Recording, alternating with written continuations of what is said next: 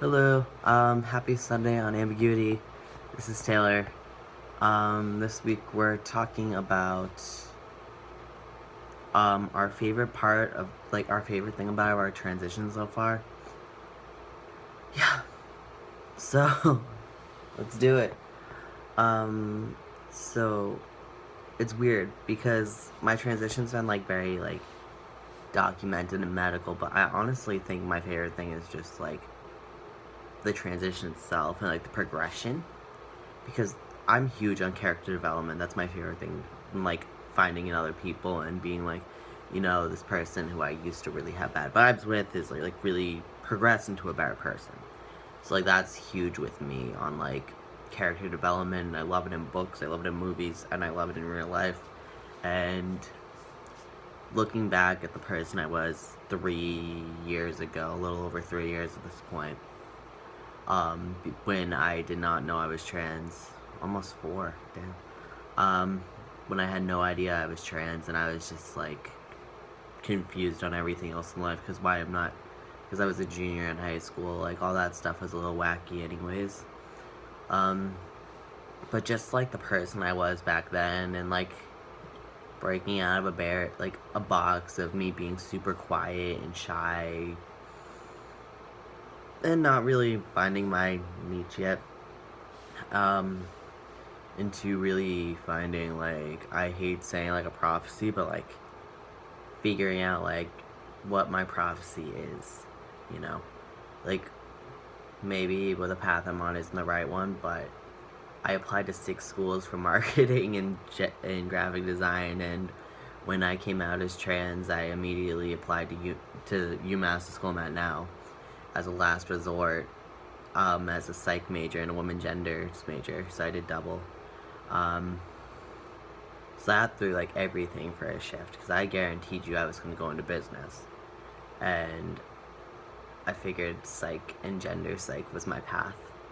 On top of that, just my communication skills have gotten better with my mom, with people in general. I found a real fit in what I want to do for a career, and I'm on the path to do that. So that's really awesome.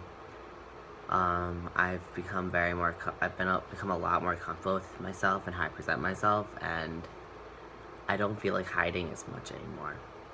Not even a trans hiding. Just I was very much the student who went to class, did their work, did the homework, didn't do was very quiet, didn't socialize. I was the teacher's pet because I really didn't say anything and I didn't do anything wrong. I didn't go out and party, I didn't do any of that. I was very shy, quiet. I had a lot of stuff going on in my head, mental, health-wise. That wasn't the healthiest. I mean, it's health, but yeah. So that's been a nice transition to see from the person I was in very intensive therapy sessions and getting sent home from school and going to different an outpatient place to see if I fit into inpatient, to me who's I'm gonna be working in a group home. So I think that's going to be really interesting. Just looking at that parallel of how I almost went to a group home and now I'm working in a group home. I'm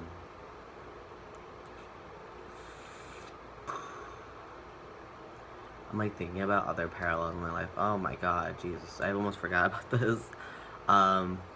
Before I came out as trans, I could never do public speaking. I could never do anything like that. And since April 2014, so almost 3 years, I've been doing speaking engagements where I've told people about who I am as a trans person, what I've done, what I did in my high school, gender neutral gown wise, meeting with admin here at UMass, meeting with educators. I've done a crowd of 100 or so, just educators in our school program over that. And every single time I do it, I'm if you told me 3 years ago I'd be on the stage, I'd probably laugh at you. Because I was a student who very much got a lot of anxiety from public speaking, and I also had issues with my communication just because of autism and stuff like that, and spectrum.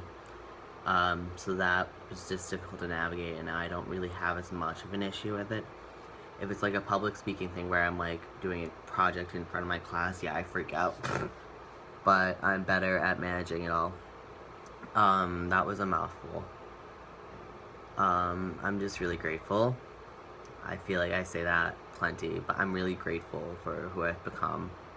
And looking back and seeing who I was, the Facebook stats that I was posting, which you don't let an 11-year-old have a Facebook because it's a mistake.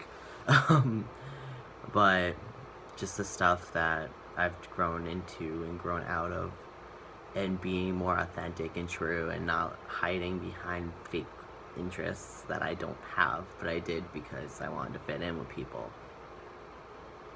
Because it just doesn't make you happy. And like, I'm going through shit right now, but like, I'm still happy. And I know I am. It's just a really weird period I'm in.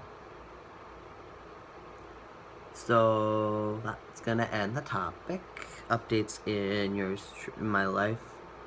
I'm in the last month of my semester, so I'm very stressed out. I'm just getting papers done, stuff like that, exams, all that fun stuff.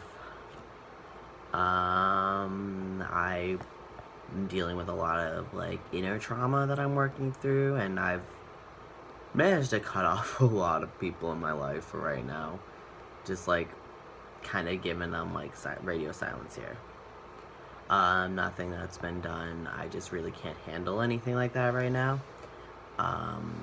So I'm working through that. I'm working communication-wise on what I need with other people. I've just been feeling really weird.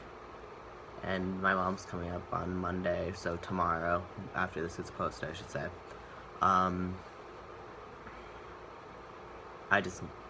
I need it.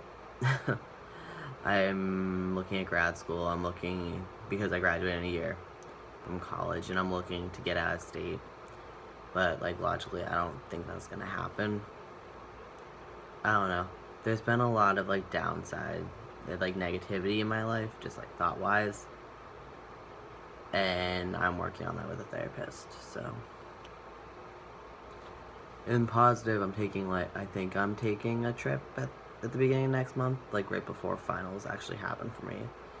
So that'll be cool. I don't know. I'm just hanging in. I got tickets to see my favorite band in June, so that's cool.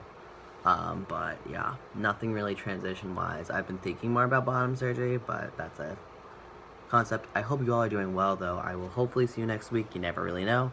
Cool. Bye.